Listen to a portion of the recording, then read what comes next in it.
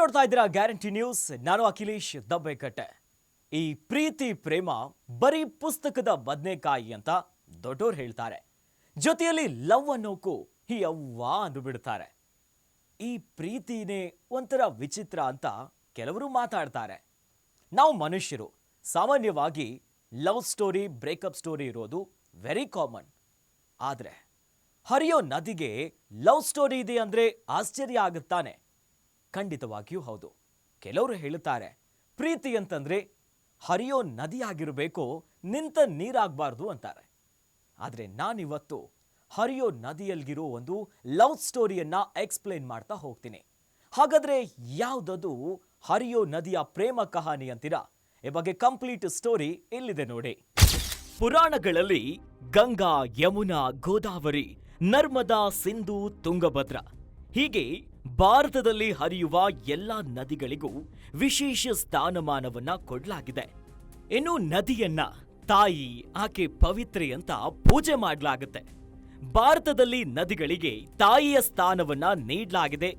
ಅಷ್ಟೇ ಅಲ್ಲ, ಒಂದೊಂದು ನದಿಗಳ ಹಿಂದೆ ಒಂದೊಂದು ಕಥೆ ಕೂಡ ಇದೆ. ಋಷಿ ಮುನಿಗಳಿಂದ ಹಿಡಿದು ದೇವಾನು ದೇವತೆವರೆಗೂ ಕೂಡ ದೇಶದ ಪ್ರತಿಯೊಂದು ನದಿಯ ನಂಟನ್ನ ಹೊಂದಿದ್ದಾರೆ. ಅವು ಇಂದಿಗೂ ಕೂಡ ಪ್ರಚಲಿತದಲ್ಲಿದೆ. ಅಂತಹ ಪ್ರಮುಖ ನದಿಗಳಲ್ಲೊಂದು ಭಾರತ ಮತ್ತು ಬಾಂಗ್ಲಾದೇಶದ ನಡುವೆ ಹರಿಯುವ ತೀಸ್ತಾ ನದಿ. ಈ ಒಂದು ನದಿ ಡಾರ್ಜಿಲಿಂಗ್ ಮತ್ತು ಪಶ್ಚಿಮ ಬಂಗಾಳ ಸೇರಿ ಹಲವು ಕವಲುಗಳಲ್ಲಿ ಹರಿತಾ ಇದೆ. ಆದರೆ ಪಶ್ಚಿಮ ಬಂಗಾಳದ ಒಂದು ಕಡೆ ನದಿಯಿಂದ ಜಲ್ ಜಲ್ ಗೆಜ್ಜೆಯ ಶಬ್ದ ಕೇಳಿ ಬರ್ತಿದೆ. ಇದನ್ನ ಗುಂಗುರು ಬಜಾನೆವಾಲೆ ನದಿ ಅಂತ ಜನ ಕರೀತಾರೆ. ಹಿಂದಿಯಲ್ಲಿ ಗುಂಗುರು ಅಂದ್ರೆ ಗೆಜ್ಜೆ ಎನ್ನುವ ಅರ್ಥ ಕೊಡುತ್ತೆ. ಹೀಗಾಗಿ ಈ ನದಿಯನ್ನ ಗೆಜ್ಜೆ ನಾದದ ನದಿ ಅಂತ ಕರೆಯಲಾಗುತ್ತೆ. ಬಂಗಾಳದ ಆ ಒಂದು ಪ್ರದೇಶದಲ್ಲಿ ಸ್ಥಳೀಯರು ಹೇಳುವ ಪ್ರಕಾರ ಸೂರ್ಯ ಮುಳುಗಿದ ಮೇಲೆ ಈ ನದಿಯಿಂದ ಗೆಜ್ಜೆಯ ಶಬ್ದ ಕೇಳಿ ಬರ್ತದೆ. ಹೀಗಾಗಿ ಇಲ್ಲಿಯ ಜನರು ಆ ನದಿಯ ಹತ್ತಿರ ಸಂಜೆಯ ಹೊತ್ತಲ್ಲಿ ಅಪ್ಪಿ ತಪ್ಪಿಯೂ ಕೂಡ ಹೋಗೋದಿಲ್ಲ. ಅಷ್ಟೇ ಅಲ್ಲ, ಹೀಗೆ ಗೆಜ್ಜೆ ಸದ್ದಿನ ಹಿಂದೆ ಒಂದು ಲವ್ ಸ್ಟೋರಿ ಕೂಡ ಅಡಗಿದೆ ಅಂತ ಇಲ್ಲಿನ ಜನ ಹೇಳ್ತಾರೆ. ನದಿಯಿಂದ ಹೊರಹೊಮ್ಮುವ ಆ ಗೆಜ್ಜೆಯ ನಾದ ಒಬ್ಬಳು ಪ್ರೇಯಸಿ ಕಾಲಿನಲ್ಲಿರುವ ಗೆಜ್ಜೆಯ ದನಿ ಅಂತ ಕೂಡ ಜನ ಹೇಳ್ತಾರೆ.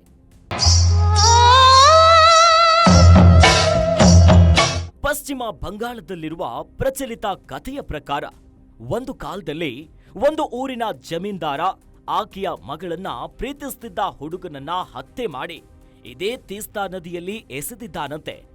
ಅದೆಷ್ಟೋ ದಿನವಾದ್ರೂ ತನ್ನ ಪ್ರಿಯತಮ ಬರ್ದೇ ಇರೋದನ್ನ ಕಂಡು ಈಕೆ ಇದೇ ತೀಸ್ತಾ ನದಿಯ ತೀರದಲ್ಲಿ ಅವನಿಗಾಗಿ ಕಾಯುತ್ತಾ ಅಲೆದಾಡಲು ಶುರು ಮಾಡಿದ್ಲು.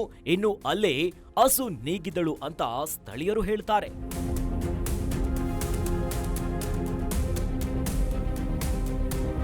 ಆ ಪ್ರೇಯಸಿಯ ಕಾಲಲ್ಲಿರುವ ಗೆಜ್ಜೆಯ ಸದ್ದೆ ಎಂದಿಗೂ ಕೂಡ ಕೇಳಿ ಬರ್ತಿದೆ.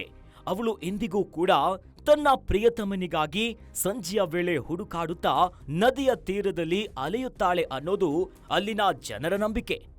ವಿಜ್ಞಾನಿಗಳು ಹೇಳುವ ಪ್ರಕಾರ ಆ ಗೆಜ್ಜೆಯ ಸದ್ದಿನಂತ ಶಬ್ದ ಕೇಳಿಬರಲು ಕಾರಣ ಆ ಪ್ರದೇಶದಲ್ಲಿ ನದಿ ವಿಪರೀತ ವೇಗವಾಗಿ ಹರಿತಾ ಇದೆ ಮತ್ತು ಅದಕ್ಕೆ ಗಾಳಿಯೂ ಕೂಡ ಅಷ್ಟೇ ಸ್ಪರ್ಧೆಯನ್ನುಂಟು ಮಾಡುತ್ತೆ. ನದಿಯ ವೇಗ, ಗಾಳಿಯ ಬಲವಾದ ಬೀಸುವಿಕೆಯಿಂದ ಆ ಒಂದು ಪರಿಣಾಮದಿಂದ ಈ ರೀತಿಯಾದಂಥ ಶಬ್ದ ಕೇಳುತ್ತೆ ಅಂತ ವಿಜ್ಞಾನಿಗಳು ಹೇಳ್ತಾರೆ.